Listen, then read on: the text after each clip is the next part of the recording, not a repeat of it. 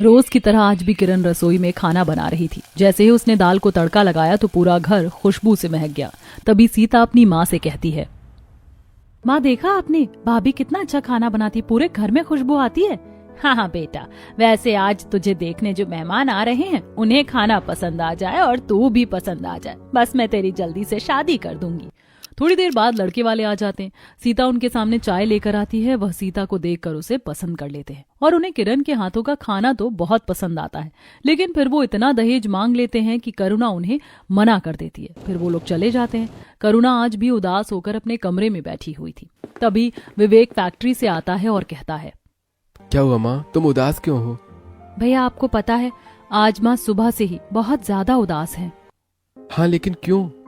आज सीता को कुछ लोग देखने के लिए आए थे, लेकिन दहेज की वजह से उन्होंने रिश्ते के लिए मना कर दिया, बस इसीलिए माँ जी उदास हैं। आपको कितनी बार कहा है कि चिंता करने की कोई जरूरत नहीं है। हमारी सीता के लिए बहुत अच्छा रिश्ता आएगा और मैं अपनी सीता की शादी बहुत अच्छी तरह से करूंगा। हाँ बेटा, अगर तेरे पापा होते तो अकेले तुझ पर इतना बोझ नहीं होता। अकेला तू क्या क्या करेगा बेटा, तुझे घर का खर्च भी तो चलाना होता है। ऐसे ही समय बीत रहा था। एक दिन सीता के लिए एक बहुत अच्छा रिश्ता आया। लड़का गवर्नमेंट जॉब में था। उन लोगों ने सीता को पसंद कर लिया। उसके बाद लड़के की माँ कहती है, अच्छा बहन जी, आपकी बेटी सुंदर है और हमें बहुत पसंद भी है, लेकिन आप तो जानती हैं कि आजकल बेटी की शादी करने में बहुत पैसा लगता है। हमने भी अपने बेटे को इंजीनियरिंग पढ़ाई तो कम से कम एक बाइक तो देंगे ना आप, और 3-4 लाख कैश तो आजकल कोई बड़ी बात नहीं है। बाकी आपको जो दहेज लगे वो दे देना, और रही बात कार की तो वो खुद ही खरीद लेगा। बहन जी, हम तो बहुत गरीब लोग हैं, हमारे पास सिर्फ बेटी है, इसके सिवा कुछ नहीं। यदि आप मेरी बेटी को देखकर रिश्ता करना चाहती हैं तो कर लीजिए। देखिए बहन जी, ऐसा तो नहीं होता, लेकिन आपकी गरीबी देखकर मैं इतना कर सकती हूँ कि आप मुझे बाइक मत देना, लेकिन बाकी चीजें तो आपको देना ही पड़ेगा, वरना अच्छा लड़का कैसे मिलेगा। अब मैं चलती हूँ, आप सोच समझकर बता दीजिएगा। ऐसा कहकर लड़के वाले उठकर चले जाते हैं। करुणा बहुत दुखी हो जाती है और वो अपने बेटे से कहती है, बेटा तू रुक, मैं अभी आती हूँ। अब करुणा अंदर जाती है और थोड़ी देर बाद वह अपने हाथों में एक पोटली लेकर बाहर आती है और उस पोटली को सभी के सामने खोल कर रख देती है, जिसमें बहुत सारी पुरानी चांदी होती है। करुणा सभी लोगों से कहती है, देखो बच्चों, ये मेरी चांदी है जो मेरी सास ने मुझे दी थी और मेरे मायके वालों ने दिए थे। हम सारी चांदी को बेच देते हैं और उन्हीं पैसों से हम दहेज का इंतजाम कर लेते हैं। माँ जी, बुरा मत मानिएगा, लेकिन अगर आप इन सारी चांदी को बेच देंगी और इन पैसों से दहेज का इंतजाम कर भी लें तो भी हम मेहमानों का खाना और बाकी के खर्चे कहाँ से लाएंगे? हाँ माँ, भाभी सही कहती हैं, हमें किसी भी लालची घर में अपनी बहन की शादी नहीं करनी है। और माँ, आप ही तो कहती हो ना कि रिश्ते संजोग से बनते हैं, तो मेरे भाग्य में जो रिश्ता होगा वो मुझे मिल जाएगा। आप इतनी चिंता क्यों करती हैं? करुणा उन लोगों की बात मान लेती है और लड़के की माँ को फोन करके मना कर देती है। ऐसे ही और भी कई रिश्ते उनकी गरीबी की वजह से कैंसिल हो गए थे। ठंड का मौसम शुरू हो चुका था। आज किरण करुणा के पास आकर कहती है, माँ जी, आज कितनी ठंड लग रही है ना। मैं सोच रही थी कि ठंड के मौसम में मक्के की रोटी और सरसों का साग बहुत अच्छा लगता है, तो आप कहें तो मैं बना लूं। वैसे तो तू जो भी खाना बनाती है बड़ा ही स्वाद लगता है, लेकिन अगर तुझे मक्के की रोटी और सरसों का साग बनाने का मन है तो तू बना ले। अब किरण रसोई में जाती है। पहले तो वो सरसों का साग धोती है और उसे तड़का देकर बघार देती है। पूरे घर में खुशबू फैल जाती है। उसके बाद में वह दाल चढ़ाती है और मक्के का आटा गूंथने लगती है। तभी पड़ोसन शोभा करुणा के पास आती है और कहती है, करुणा, जब से ठंड बढ़ी है तब से तो तू बाहर दिखाई नहीं देती। हाँ शोभा, शाम को मेरे घुटनों में दर्द रहता है, इसीलिए ठंड में बाहर ही नहीं आती। तेरी रसोई से तो बहुत अच्छी खुशबू आ रही, क्या बना रही तेरी बहू? शोभा, जब तू आई है तो खाना खाकर ही जाना। थोड़ी देर बाद किरण सभी के लिए खाना लगा देती है। सभी लोग खाना खाने लगते हैं। शोभा खाना खाकर कहती है, करुणा, तेरी बहू तो साक्षात अन्नपूर्णा है। इतना स्वादिष्ट खाना बनाती है, तेरे घर का खाना खाने के बाद कई दिन तक याद रहता है। ऐसा स्वादिष्ट खाना बनाने वाली बहू मिलना भी बड़ी किस्मत की बात है। शोभा के मुंह से किरण की तारीफ सुनकर सभी लोग खुश हो जाते हैं, तो वहीं किरण भी शर्मा जाती है। सभी के खाना खाने के बाद किरण बर्तन लेकर रसोई में पहुंचती है और बर्तन धोते हुए वह कांप जाती है और अपने आप से कहती है, हे भगवान, ठंड इतनी बढ़ रही है कि रुकने का नाम ही नहीं ले रही। सोचा था विवेक जी को इस बार पेमेंट मिलेगी तो मैं घर में गीजर लगवा लूंगी, कम से कम गर्म पानी ही मिलेगा, लेकिन सीता के लिए इतने रिश्ते आ गए कि सारे पैसे ही खर्च हो गए। वो बर्तन धोकर रसोई की सफाई करती है और अपने कमरे में जाकर आराम करती है। तभी विवेक उससे कहता है, आ गई किरण तुम काम खत्म करके? हाँ जी, ठंड इतनी लग रही है कि मुझे काम करते हुए समय लग गया। वैसे बताइए क्या बात है? दरअसल किरण तुम तो जानती हो कि ठंड के मौसम में दिन कितने छोटे होते हैं, काम ही नहीं हो पाता। और अभी अभी हमारा नया मैनेजर आया है तो वो खाने के लिए घर आने की छुट्टी ही नहीं देता है। इसलिए मैंने सोचा है कि कल से मैं लंच ले जाऊंगा तो तुम मेरा टिफिन बना देना। हाँ हाँ, आप क्यों चिंता करते हैं, कल से मैं आपको लंच बनाकर दे दूंगी। आपको खाने के लिए घर आने की जरूरत नहीं पड़ेगी। अगले दिन सुबह किरण जल्दी उठती है और रसोई में पहुंचती है। रसोई काफी ठंडी थी। किरण अपना शॉल ठीक करते हुए अपने आप से कहती है, हे भगवान, सुबह सुबह तो रसोई बिल्कुल बर्फ की तरह ठंडी है। अगर मैंने नल चालू करके काम करना शुरू किया तो मेरे हाथों में खून ही ना जम जाए, लेकिन क्या करूं, करना तो पड़ेगा। इन्हें लंच बॉक्स दो देना है। अब किरण रसोई में आती है और 2-3 प्रकार की सब्जियां निकालकर सभी को धोकर काट लेती है और तड़का लगाकर साथ में कुछ मसाले डालकर मिक्स वेज बना देती है। साथ ही उसने टमाटर की चटनी, गरम गरम चावल और अंत में रोटियां भी बनाई। खाना तैयार करने के बाद वह अपने आप से कहती है, इतना अच्छा खाना बनाया है मैंने, लेकिन ये खाना फैक्ट्री जाते जाते तो ठंडा हो जाएगा। अरे हाँ, याद आया, मुझे दहेज में एक थर्मस वाला टिफिन मिला था। ऐसा करती हूँ, खाना उसी में रख देती हूँ ताकि दोपहर तक खाना गर्म रहे। ऐसा सोचकर किरण टिफिन निकालती है और उसमें खाना भर देती है। तब तक सभी लोग खाने की टेबल पर आ जाते हैं। किरण सभी लोगों के लिए खाना लगाती है और सभी लोग साथ मिलकर खाना खाते हैं। तब किरण लंच बॉक्स विवेक को देते हुए कहती है, विवेक, ये लीजिए, मैंने आपका लंच बॉक्स तैयार कर दिया है। आप इसे लेकर जाइए और खाना खा लीजिएगा, बचाकर मत लाइएगा। विवेक लंच बॉक्स लेकर फैक्ट्री चला जाता है। फैक्ट्री में काम करने के बाद दोपहर में लंच टाइम में विवेक अपने दोस्तों के साथ बैठकर अपना लंच बॉक्स खोल रहा था। तभी कमल कहता है, विवेक, तेरे लंच बॉक्स से तो बड़ी अच्छी खुशबू आ रही है। मेरा भी मन कर रहा है कि तेरे लंच बॉक्स से थोड़ा सा खाना खा लूं। मैं खा लूं क्या? अरे हाँ हाँ कमल, क्यों नहीं, मेरी पत्नी ने खाना थोड़ा ज्यादा ही रखा है, मैं तुम सबको भी थोड़ा थोड़ा देता हूँ।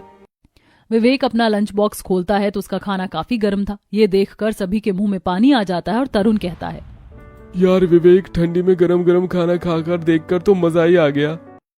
विवेक ने सभी को अपना खाना दिया और खुद भी खाया। सभी लोग ने विवेक का खाना खाकर बहुत तारीफ की। फिर कमल कहता है, यार कुछ भी कहो विवेक, लेकिन भाभी के हाथों में स्वाद का जादू है। इतना स्वादिष्ट खाना तो मैंने आज से पहले कभी नहीं खाया। अरे हाँ विवेक, कमल सही कहता है। वैसे अगर भाभी इतना स्वादिष्ट खाना बनाती हैं तो तुझे उनकी फूड सर्विस का काम शुरू करवा देना चाहिए। यार भाई, कैसी बातें करता है तू, ये सब अमीरों के काम है। हमें तो 2 वक्त की रोटी मिल जाए वही बहुत है।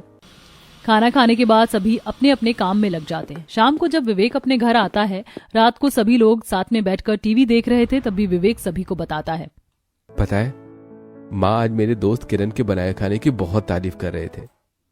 भैया, भाभी इतना स्वादिष्ट खाना बनाती है कि बनाए हुए खाने की तारीफ किए बिना कोई रह ही नहीं पाता। मेरे दोस्त कह रहे थे कि मुझे किरण की लंच बॉक्स सर्विस स्टार्ट करवा देना चाहिए, उसमें अच्छे खासे पैसे की आमदनी होती है। अरे हाँ भैया, आपके दोस्त बिल्कुल सही कहते हैं। ये तो हमने कभी सोचा ही नहीं, हमें इस बारे में सोचना चाहिए।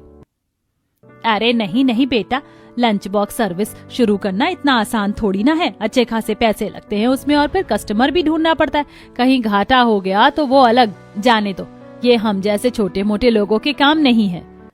वो लोग बातें ही कर रहे थे, तभी किरण कहती है, माँ जी आज ठंड कितनी ज्यादा है, मुझे तो नींद आ रही है। चलिए अब सो जाते हैं सब, वैसे भी सुबह जल्दी उठना पड़ता है। फिर सभी अपने कमरे में जाकर सो जाते हैं। ऐसे ही कुछ दिन और बीत जाते हैं। एक दिन दोपहर में दरवाजे पर कोई नॉक करता है तो किरण जाकर दरवाजा खोलती है और वह दरवाजे पर अपनी सहेली नम्रता को देखकर चौंक जाती है और कहती है, नम्रता, तू यहाँ? ऐसा कहकर किरण नम्रता को गले लगा लेती है। फिर वह अपने घर में उसे सबसे मिलवाती है और कहती है, माँ जी, ये मेरी स्कूल की फ्रेंड है नम्रता। हम दोनों ने बचपन में बहुत सारा समय साथ ही बिताया है। मेरी शादी में ये नहीं आ पाई थी क्योंकि ये मुंबई में रह रही थी। शादी के बाद आज मुझसे मिलने आई है। नम्रता बेटा, तुमसे मिलकर बहुत खुशी हुई। ऐसे ही आती जाती रहा करो, किरण का भी दिल लगा रहेगा। किरण बेटा, इसे अपने कमरे में ले जाओ और कुछ खिलाओ पिलाओ। किरण भाभी, आप नम्रता दीदी को लेकर रूम में बैठो, तब तक मैं आप लोगों के लिए चाय नाश्ता लेकर आती हूँ।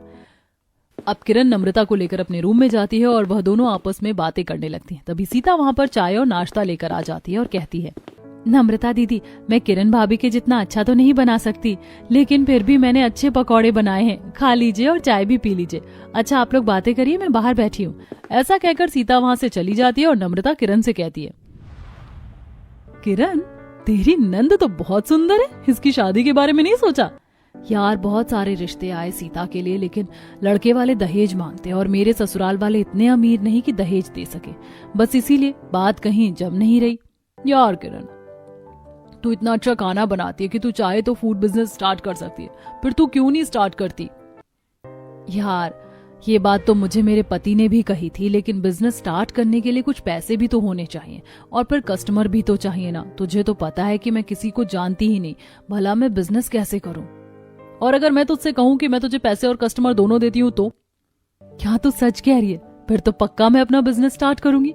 देख यार, मैं जिस ऑफिस में काम करती हूँ वहां के वर्कर्स को लंच की जरूरत होती है। आखिर यहाँ वहां से खाना ऑर्डर करते हैं वो। जब मैं उन्हें तेरे बारे में बताऊंगी और उन्हें इतना अच्छा खाना मिलेगा तो वो तुझसे ही लेंगे। हाँ यार, फिर तो बहुत अच्छा हो जाएगा। तो तू ऐसा करना कि कल एक सैंपल टिफिन बना कर ले आना, मैं तुझे उन सब से मिलवा भी दूंगी और तेरी लंच बॉक्स की बात भी करवा दूंगी, और हाँ तुझे एडवांस भी दिलवा दूंगी ताकि तुझे किसी भी प्रकार की प्रॉब्लम ना हो। नम्रता ऐसा कहकर चली जाती है। रात को जब विवेक घर आता है तो किरण उसे सारी बातें बताती है। ये सुनकर विवेक बहुत खुश हो जाता है और कहता है, ठीक है किरण, तो कल मैं फैक्ट्री से छुट्टी ले लेता हूँ और तुम्हारे साथ नम्रता के ऑफिस चलेंगे और तुम्हारे खाने का सैंपल देंगे। अगले दिन विवेक फैक्ट्री से छुट्टी ले लेता है और किरण को लेकर नम्रता के ऑफिस जाता है। अभी लंच टाइम था और किरण के हाथ में लंच बॉक्स था। नम्रता उसे देखकर कहती है, आओ आओ किरण, ऑफिस के साइड में ही एक लंच रूम है जहां पर सभी लोग बैठकर लंच करते हैं, चलो मैं तुम्हें वहां ले चलती हूँ। नम्रता किरण और विवेक को लेकर वहां पहुंचती है। वहां टेबल पर बैठी अदिति कह रही थी, टिफिन का खाना अच्छा नहीं होता, देखना इतनी पतली दाल है और सब्जी में तो नमक मिर्च का पता ही नहीं चलता। हाँ यार, ऐसा लगता है कि घर का खाना खाए तो जमाना ही बीत गया। अब तुम लोगों को घर के खाने को इतना याद नहीं करना पड़ेगा, इनसे मिलो, ये है किरण, ये बहुत ही अच्छा खाना बनाती है और ये फूड बिजनेस स्टार्ट कर रही है। किरण, इन लोगों को अपने खाने का सैंपल दो। किरण अपने हाथ में रखा हुआ लंच बॉक्स उनको दे देती है। फिर नम्रता कहती है, आप लोग इस खाने को टेस्ट कीजिए और अगर आपको पसंद आता है तो कल से ही आप किरण को ऑर्डर दे सकते हैं। बातें करने के बाद किरण और विवेक दोनों घर आ जाते हैं। अगले दिन नम्रता किरण को कॉल करके कहती है, किरण मेरे ऑफिस के सभी लोगों को तुम्हारे हाथ का बनाया हुआ खाना बहुत पसंद आया। इनफैक्ट वो तो तुम्हारे हाथों का बनाया हुआ खाना खाकर पागल ही हो गए। कल से तुम्हें उन सभी को लंच बॉक्स देना है और कुछ पैसे मैं तुम्हें एडवांस फोन पे कर रही हूँ। ये सुनकर किरण बहुत खुश हो जाती है और वह अपनी सास के पास आती है और सारी बातें बताते हुए कहती है, माँ जी, मेरा तो जैसे सपना पूरा हो गया। अब मैं खूब मेहनत करूंगी और सभी को लंच बना कर दूंगी। फिर जैसे जैसे पैसे आएंगे वैसे हमारी गरीबी दूर हो जाएगी और मैं अपनी दोनों नंदों की शादी बहुत धूमधाम से करूंगी। ये सुनकर सभी लोग बहुत खुश हो जाते हैं। तब काजल कहती है, वो तो ठीक है भाभी, लेकिन लंच बॉक्स देने के लिए हमें पैसे की जरूरत पड़ेगी जिससे हम लंच बॉक्स खरीद पाएं, बाकी की चीजें भी खरीद पाएं। हाँ काजल, नम्रता ने उन लोगों से लेकर मुझे कुछ तो एडवांस दिया है, लेकिन कुछ और पैसों की भी हमें जरूरत पड़ सकती है। वहां लोग बात ही कर रहे थे कि तभी करुणा अंदर जाती है और कुछ चांदी के गहने लाकर किरण को देते हुए कहती है, बेटा तू इन गहनों को बेचकर बाकी का सामान ले आ।